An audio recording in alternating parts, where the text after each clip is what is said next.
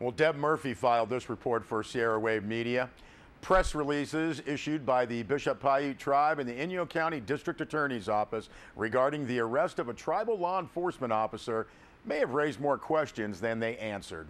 Daniel Johnson was arrested in early January for what appeared to be doing his job detaining a person for violation of tribal and state court orders to, quote, have no contact with a tribal member, end quote. But like life, nothing's ever quite that simple. The facts of the case, according to Inyo County Sheriff Bill Lutz, are Daniel Johnson responded to a call on December 24th and requested assistance from the Inyo County Sheriff's Department. When county officers arrived at the scene, Johnson had allegedly used a stun gun on the individual, removed her from a vehicle, and put her in his squad car. Now, the subject filed a complaint with the Inyo County Sheriff's Department, and following an investigation, the case was reviewed by the Inyo County District Attorney, and 3 felony and 1 misdemeanor charge were filed. Said Inyo County Sheriff Bill Lutz, tribal enforcement officers only have the authority to enforce tribal ordinances. This is not a sovereignty issue. We're working our issues out, end quote. Now, according to Inyo County District Attorney Tom Hardy, the fact that Johnson was enforcing a tribal order was, quote, generally not relevant. The amount and type of force in taking action is relevant, end quote. Now, Hardy went on to say that, quote, tribal orders are civil in nature, end quote, and violators can only be issued citations for failure to comply.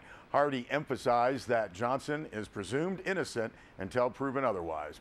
Now, Public Law 280, passed by Congress and in effect since 1952, gives 6 states, including California, law enforcement agencies the jurisdiction to investigate and prosecute cases arising from actions within reservation boundaries. Now, the Bishop Paiute tribe's press release expressed its continued support of Johnson.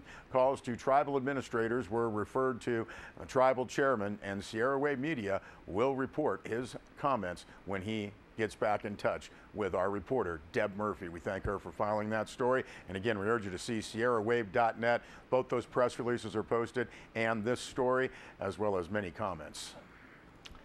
Well, the Center for Biological Diversity and Public Employees for Environmental Responsibility last Friday challenged the Adventure Trails system in state court.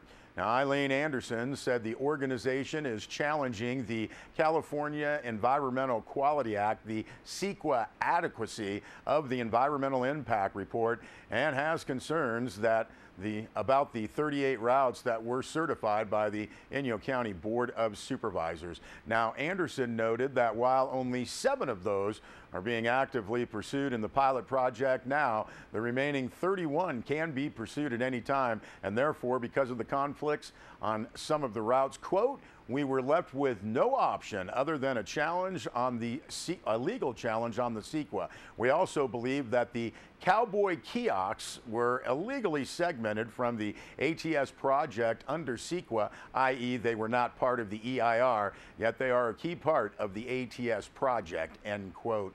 Now, a press release from the Center for Biological Diversity says, quote, the proposal would increase ORV traffic, noise, and air pollution in the eastern Sierras, Owens Valley, and beyond, as well as increased degradation of streams and wildlife habitat. Affected towns include Bishop, Lone Pine, and Big Pine. While the county approved going forward with only 7 of the roads at this time, the remaining 31 roads could be put into play in the future, end quote. And Anderson also said, quote, this so-called Adventure Trail System project is a disaster in the making. It's opening the floodgates to illegal ORV activities that hurt wildlife, foul the air, generate noise pollution, and harms people's safety, end quote. Now, the entire press release and the petition is available on our website, sierrawave.net. Well, another drug arrest in Bishop. According to a press release from the Inyo County Inyo Narcotics Enforcement Team, last Tuesday, February 17th, Agents with the Inyo Narcotics Enforcement Team, INET, along with assistance from the Inyo County Sheriff's Department, served a search warrant at a residence in the Highlands Mobile Home Park in Bishop. Now, according to that press release, at the residence, agents seized over ½ an ounce of methamphetamine, a scale, evidence of drug sales, and drug paraphernalia. The press release states that the primary suspect of the investigation, Eric James Finney, age 35 of Bishop, was located inside the living room of the residence at the time of the search warrant service. Finney was arrested and booked at the Inyo County Jail in Independence on charges of possession of a controlled substance for sale and possession of drug paraphernalia. He was being held on bail pending arraignment. Well, Deb Murphy filed this story.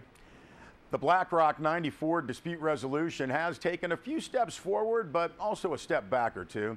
Originally scheduled for a controlled burn of approximately 212 acres this winter, the Los Angeles Department of Water and Power had to stop short because of high wind predictions. And as we all know, those wind predictions proved all too real for the residents of Swall Meadows back on February 6th. Now, said Dave Martin of the LA DWP, we may not be able to complete the burn. He said this at the standing committee back on February 9th. Martin said it depends on the fire agency's permitting.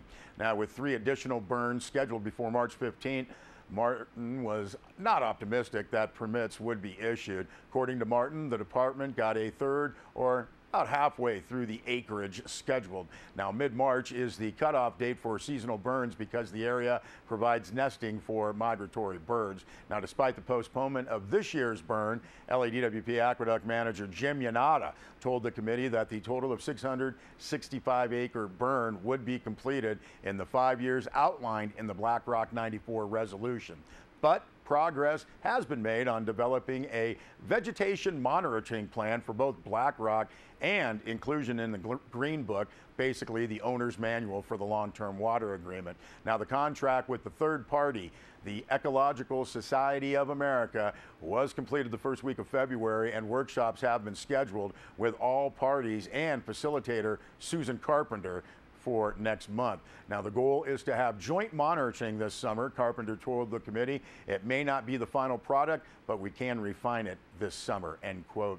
Carpenter described one process with both the Inyo County Water Department and LADWP contributing to the data. It will be based on the best practices, Carpenter said. The best science and new technologies, both will be on the same page. See more on this story also on our website, sierrawave.net.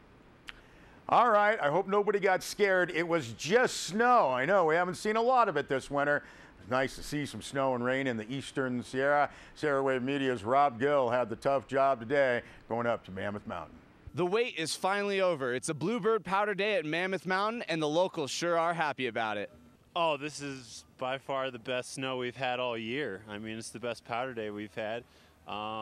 Nice, soft, you know, kind of that platinum powder that we're used to here in Mammoth.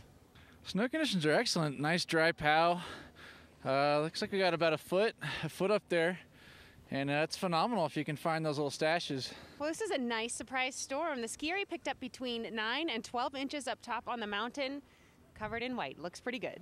Well, this storm came in nice and cold. As soon as the temps dropped, we started making snow again and have been doing so off and on throughout the period of the storm. As you can see, it is still cold here today on Monday. So we're adding to Mother Nature's snow depth and keep on making more snow. Well, we've done our best with the conditions that Mother Nature has given us. You know, we did have those very warm temperatures in the 60s for, I think, 4 or 5 days in a row. That gave very spring-like conditions down low. Some of the skiing up top was still really good. This is a big boon to our conditions, though, with a foot of new snow and more in the forecast. On a scale of 1 to 10, this is a 9.5, I would say, for sure. Crowd's marginal, not too bad for a first pow day in 2 months, pretty much. So I think we all scored today. Loving the powder up here. It's amazing. Definitely make a trip up to Mammoth. It's the best conditions we've had all year. There's a couple more storms in the forecast for next weekend, so we should be in good shape for March. As we say here in Mammoth, we're hoping for a miracle March, and it's getting off to a good start. When you come up, the easiest way to rent your skis and boards is Black Tie Ski Rentals. Have it delivered right to your door wherever you're staying. Give us a call ahead of time and set up an appointment. Well, over at June Mountain, they picked up even more snow than at Mammoth. In fact, their snow total is up to 2 feet of snow in the last 48 hours. Really, June Mountain, that's a great base maker for them. All the information on events, deals, and packages, camps, and more at mammothmountain.com. All right, thanks for that, Rob. And it looks like we got some more snow coming in this weekend. We'll talk about that in our weather report later, and we'll be back with more news.